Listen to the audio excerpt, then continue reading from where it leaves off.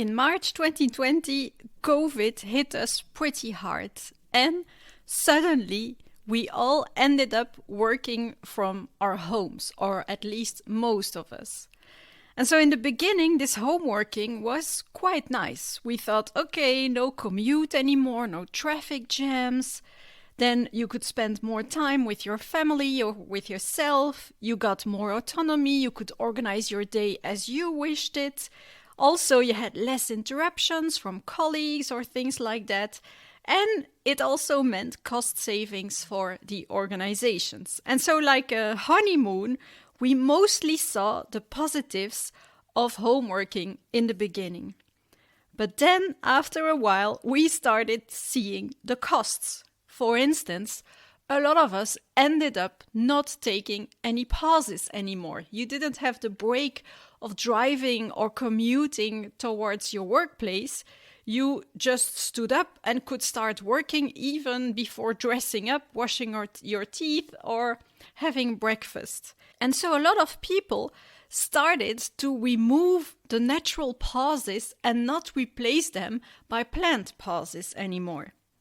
And then also what became challenging is the no boundaries. Our home became our office, or was the office our home? And so there wasn't a clear cut anymore between this is time I spent for myself and this is time I spent for work, which was a little bit easier for people that went to an office and then that went home. That was a clear boundary. Also, the no interruptions, well, it wasn't really no interruptions because we got interrupted by kids, for instance, or pets, or the Wi-Fi bandwidth that wasn't sufficient for the whole family, or the delivery of your Amazon package. And so the interruption became, in fact, sometimes even bigger than the interruptions at work. And so for a lot of people, working from home went from being really great and relaxing to delivering even more stress. And especially for the people that spend their whole day going from one virtual meeting to the next one. Also, collaboration became even harder. And then what also happened was the loneliness started to kick in. Because we missed the coffee talk, we missed the fun with colleagues, we really missed the social events. And so for many among us, work became even more serious than before, and even more focused on tasks and to-dos and projects, and less on people or simply being there for each other. So how can you bring the coffee talk, the small talk, the gossip, the fun when working remotely? And that's what I wanted to talk about in this podcast. I'm Muriel, CEO, mum, and educator. I used to work really hard and sacrificed important things to me until I lost my motivation. Fast forward past many failed attempts and lessons learned, and I found a way to reach great results while working less. Today, I'm obsessed with helping other leaders build meaningful lives. So each week, I'll be sharing inspiration to change your life and organization. This is Rebel Leader with a Heart. And so what we want, in fact, is to bring back these informal moments within our team, even when we work remotely. And what's ironic here is that to bring those informal moments within your team, you have to plan that formally. Yes, you heard me right. If you want these informal moments, you have to plan those formally. And I'm going to give you a couple of tips, a couple of examples on how you can do that. In the show notes of this episode, you will be able to download a bundle on how to bring these informal moments, small talk, and fun when working remotely.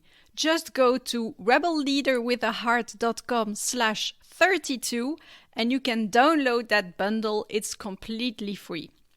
So what are the things that you can do to bring back those informal moments within your team when you are working from home? Well, the first thing you could do is to set up a specific chat for those informal moments. For instance, on WhatsApp, on Messenger, on Slack, or on whatever platform you use. Or also plan a video conference specific for those informal moments, so without any agenda or without any formal agenda. And so there it makes it easier because if people need it, they simply can join the video conference or they can join or watch the chat. But if they want to concentrate on some work or really move forward on a couple of things, they don't have to do that. So it's not mandatory, of course. It's only if you need it at that moment. It's especially important if you have, for instance, already a chat within your team. You don't want to pollute that chat with jokes, with fun moments, because maybe someone really wants to concentrate. I find it best to have then two chats, one for the informal stuff and one for the really work stuff. The second thing that I would really advise you to do is to start your video conferences or your virtual meetings with an informal moment. Just check how people are doing. What are you doing? How are you? How was your weekend? Or is somebody struggling with something?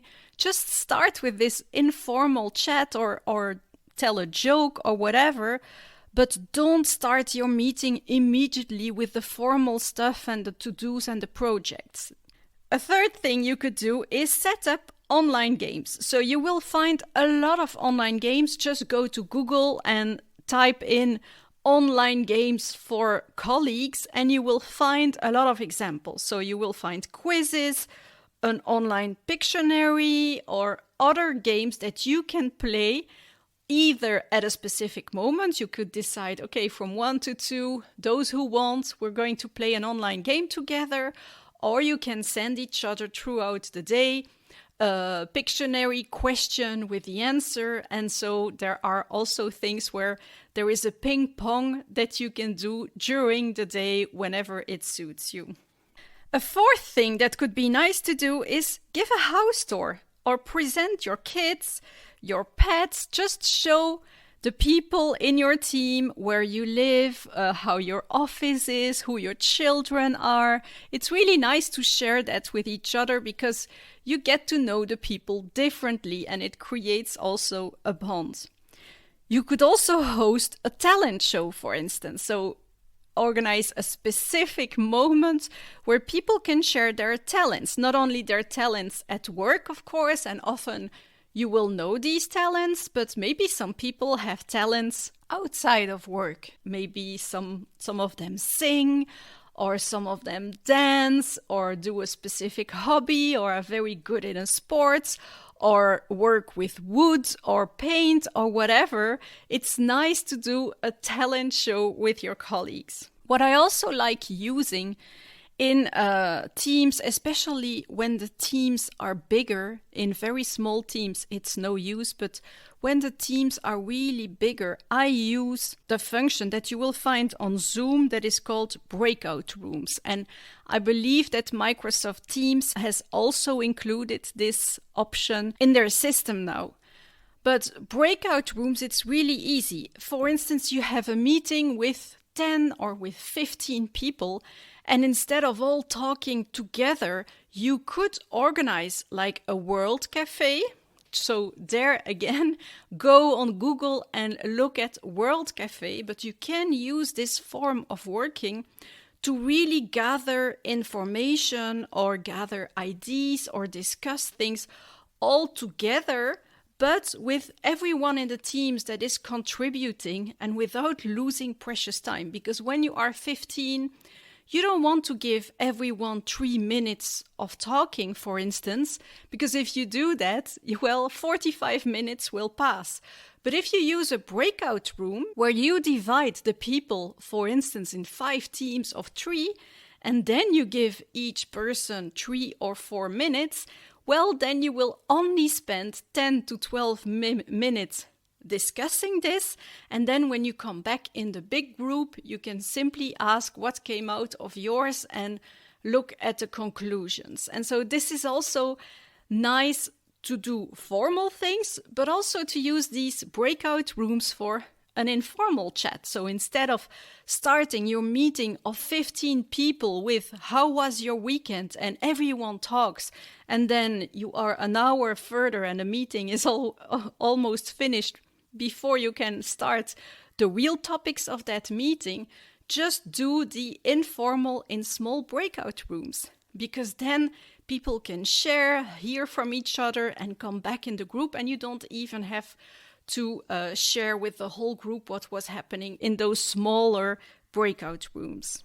Then what I would also advise you to do is give social calls to people. Just pick up your phone and call a colleague every day just to ask that person, how are you doing, and how are the kids, and how was your weekend, and are you struggling with something?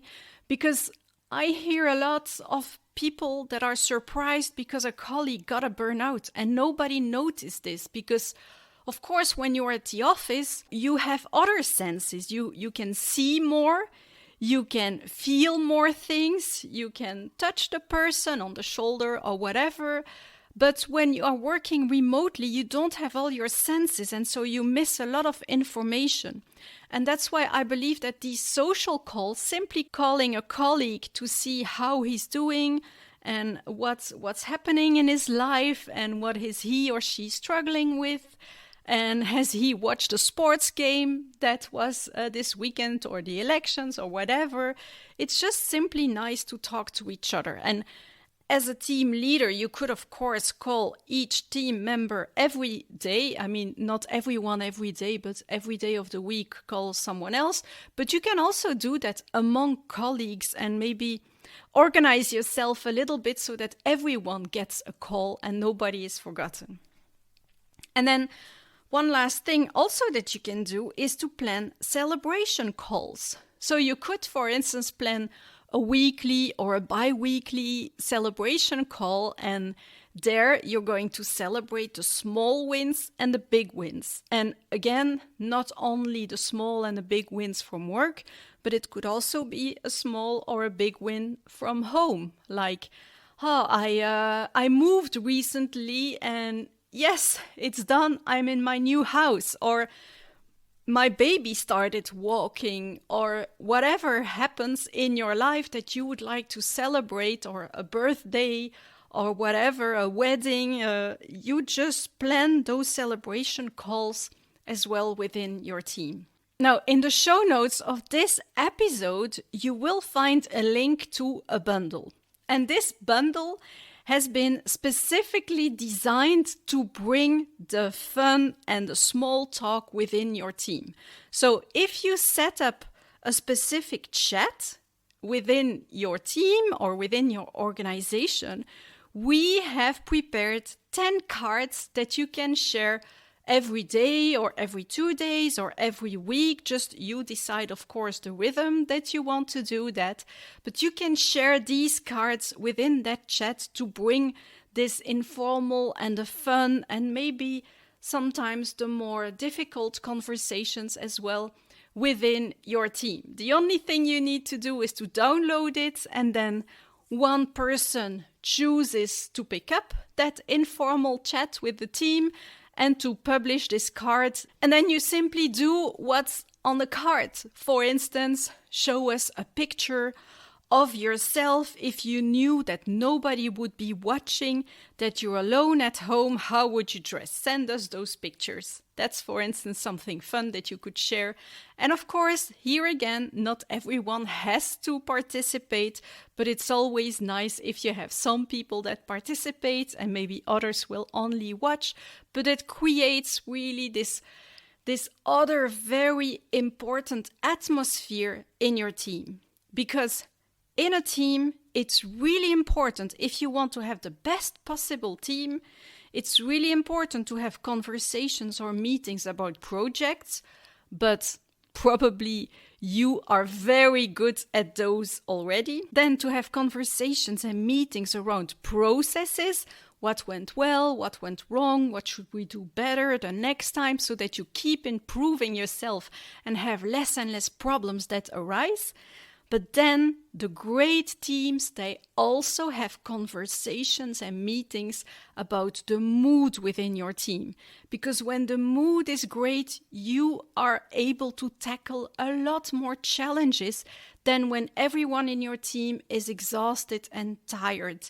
And that's why bringing this informal and the fun in the remote teams as well is so important. Okay, so I hope you enjoyed this podcast. In next week's podcast, I will talk about another topic for remote teams, and that is how to have difficult conversations when you are working 100% remotely.